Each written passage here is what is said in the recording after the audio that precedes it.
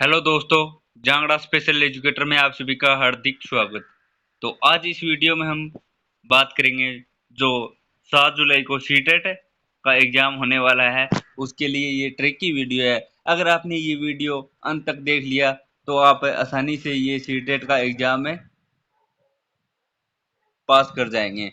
तो ये जो पॉजिटिव और नेगेटिव वर्ड है आपने देख लिए, तो 30 से 40% क्वेश्चन आपके आसानी से इस वर्ड से कवर हो जाएंगे। और जो मैं आपको ट्रिक बताऊंगा, अगर आपने वो फॉलो कर ली तो आप आसानी से 90 नंबर मात्र 10 दिन के अंदर आप प्राप्त कर कर जाएंगे। तो वीडियो के अंत तक आप जरूर बने रहना। और अगर आप हमारे चैनल फर्स्ट टाइम हो तो चैनल को सब्सक्राइब कर लेना तथा बेल आइकन को प्रेस कर लेना। जब भी कोई नई वीडियो आए तो सबसे पहले आपको नोटिफिकेशन के माध्यम से पता लग जाए।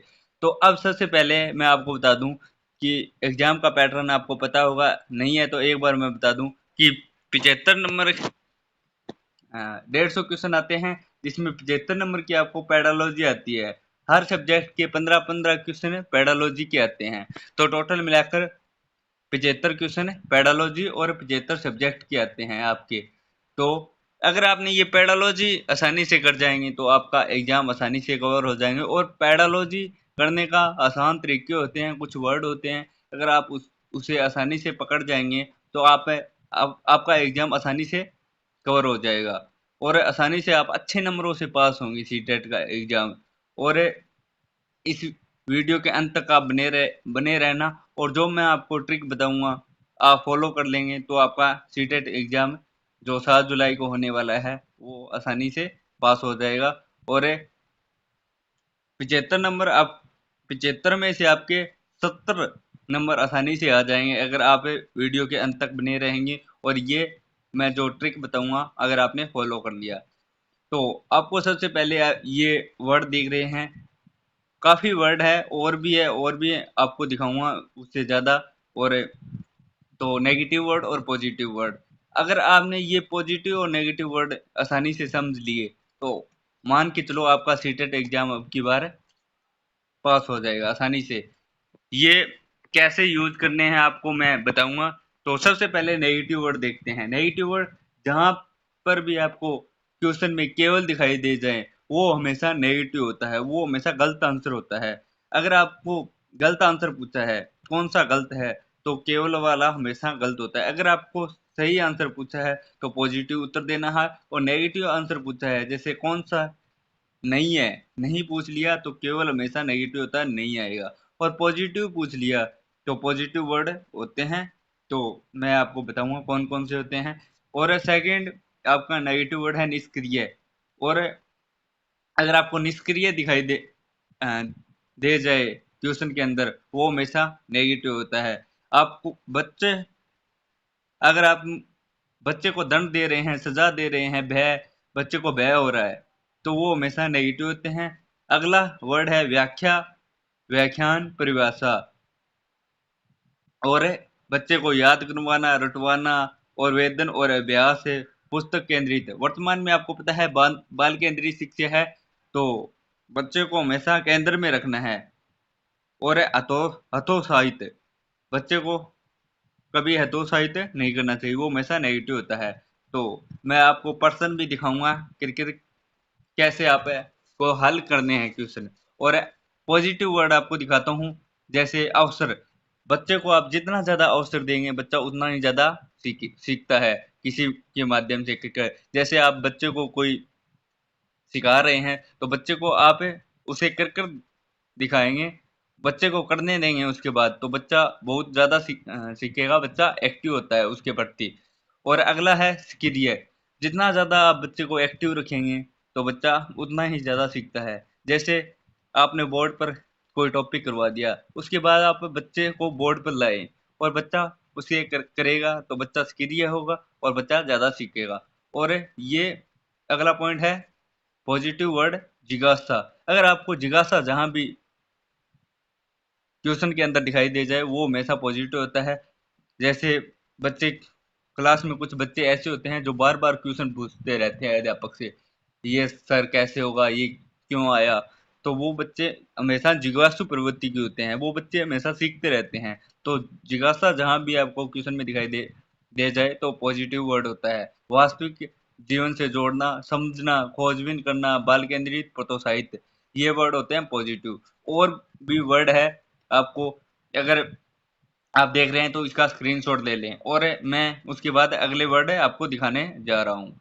तो ये वर्ड आपको ध्यान में रखने हैं। अगर आप इतने वर्ड देख जाएंगे तो 30 से 40% क्वेश्चन ऐसे ही कर जाएंगे। और बाकी मैं आपको ट्रिक बताऊंगा तो आप 75 में से 70 क्वेश्चन आसानी से कर जाएंगे और आपका सीटेट एग्जाम आसानी से क्वालिफाई हो जाएगा। अगले वर्ड दिखाता हूं मैं। तो अगले वर्ड ये रहे, जो कला कलन विधि होती है वो हमेशा नेगेटिव वर्ड होता है। पृथक्करण और नामांकित, जैसे बच्चे को हमने ये कमजोर है, ये होशियार है, ये मंदबुद्धि है, तो बच्चे को हमेशा पृथक्करण नहीं करना चाहिए, बच्चे सभी बच्चों को साथ में बिठाना चाहिए। आपको पता है वर्तमान में समावेशी शिक्षा प्रणाली तभी लागू हुई है तो बच्चों के बीच अंतर न हो और भेदभाव न हो, सभी बच्चे साथ में शिक्षा ग्रहण करें, तभी तो बच्चों को पृथक नहीं करना चाहिए। ये हमेशा अगर आपको दिखाई दे जाए क्वेश्चन में तो हमेशा नेगेटिव होता है। और समेटिव और तुलना, कभी बच्चों के साथ एक बच्चे की दूसरे बच्चे के साथ तुलना कभी नहीं करनी चाहिए। जैसे हम करते हैं, मुकेश श्याम से होशियार है, वो इतने नंबर आए हैं, उस तेरे कम क्यों आए हैं, तो ये हमेशा तुलना होती है, तुलना बच्चे के साथ नहीं करनी चाहिए। तो ये हमेशा नेगेटिव होता है, ध्यान में रखना चाहिए। और गलत आंसर होता है। और उपेक्षा नहीं करनी चाहिए, रोजगार, व्यवसाय और ग्रेड की शिक्षा, तो बच्चे को ग्रेड की प्रणाली नहीं दी जानी चाहिए। जैसे 4 में नंबर आ गए, उसके इतने आए, उसके इतने आए हैं, बी ग्रेड है, ये सी ग्रेड, तो ये ग्रेड प्रणाली होती है हमेशा नेगेटिव होती है। और अब हम पॉजिटिव वर्ड और भी है देखते हैं। समालोचन चिंतन, जो क्रिएटिव सोच होती है बच्चे की, तो वो हमेशा पॉजिटिव होता है। अगर आपको ऑप्शन में दिखाई दे जाए तो हमेशा सही होगा। और संवेदनशील और फॉर्मेटिव, त्रुटि या भ्रांतियां, त्रुटि करता है बच्चा सीखता है, तो हमेशा त्रुटि करना और भ्रांतियां होती है हमेशा पॉजिटिव होते हैं। जहां बच्चा त्रुटि करेगा तो बच्चे को कुछ न कुछ सीखने को मिलता है, तो ये पॉजिटिव होता है। और मातृभाषा और बहुभाषिकता, ये वर्ड है पॉजिटिव और नेगेटिव। आप इस वर्ड के स्क्रीनशॉट ले लेना, और एक बार जितने पुराने पेपर है इस वर्ड से आप पुराने पेपर हल कर कर देखना, कितने सारे क्वेश्चन आप आसानी से कर जाएंगे। तो बहुत ही अच्छे वर्ड हैं। और आप इस वर्ड को एक जगह लिख लें या स्क्रीनशॉट ले लें और पढ़ते रहें, और उसके बाद आप क्वेश्चन निकालना जो पुराने पेपर हुए हैं, तो आप आसानी से पुराने पेपर कर जाएंगे। और उसके बाद हम देखते हैं, आपको मैं दिखाता हूँ क्वेश्चन कैसे करने हैं। और नेगेटिव वर्ड और भी है, ये वर्ड भी देख लेते हैं। नेगेटिव वर्ड, अनुशासन हमेशा नेगेटिव होता है, नियंत्रण नेगेटिव होता है, खाली स्लेट। और पॉजिटिव वर्ड, लोकतांत्रिकता, चर्चा, स्वेग करके सीखना, बच्चे को आप जितना ज्यादा करने को देते हैं तो बच्चा उतना ही ज्यादा सीखता है। अगले हम क्वेश्चन दिखाता हूँ मैं आपको कैसे क्वेश्चन करने हैं, तो देखते हैं। ये क्वेश्चन जैसे निम्न में से कौन सा सतत और व्यापक मूल्यांकन से संबंधित नहीं है, तो उसमें ऑप्शन नंबर ए दे रखा है, इसे भारत के शिक्षा के अधिकार अधिनियम द्वारा अनिवार्य किया गया है। ऑप्शन नंबर बी आपके सामने है, यह शिक्षण अधिगम प्रक्रिया का एक अभिन्न अंग है। ऑप्शन नंबर 3 है, यह है विभिन्न शिक्षा क्षेत्रों में बच्चों की उपलब्धि पर केंद्रित है। और ऑप्शन नंबर डी है, यह बच्चों को हिंदी में खराब या बुद्धिमान के रूप में चिन्हित करने में उपयोगी होता है। तो मैंने आपको नेगेटिव वर्ड बताए थे, चिन्हित करना और तुलना करना बच्चों में, तो हमेशा नेगेटिव होता है। तो ये रहा बुद्धिमान, खराब, बच्चों को हमेशा केंद्र में रखना है, चिन्हित करना। ऐसे आप अगर वर्ड पकड़ जाएंगे, नेगेटिव पूछा है, नेगेटिव वर्ड, नेगेटिव यहाँ पर अगर क्वेश्चन में नेगेटिव पूछता है तो ऑप्शन में हमें नेगेटिव ही उत्तर देना है, तो नेगेटिव वर्ड पकड़ना है। तो आप आसानी से, अगर आप ऊपर वाले ऑप्शन भी ना पढ़े तो आप आसानी से ये क्वेश्चन कर सकते हैं। और और भी क्वेश्चन है ऐसे, आप ट्राई करके देख लेना, बहुत सारे क्वेश्चन ऐसे हैं। तो आप ये वर्ड पकड़ लेंगे तो आप आसानी से क्वेश्चन कर जाएंगे। और क्वेश्चन मैं आपको दिखाता हूँ। जैसे शिक्षार्थी द्वारा की गई गलतियां और त्रुटियां। तो ऑप्शन नंबर ए है बच्चों को कमजोर और उत्कृष्ट चिन्हित करने के लिए अच्छे अवसर है।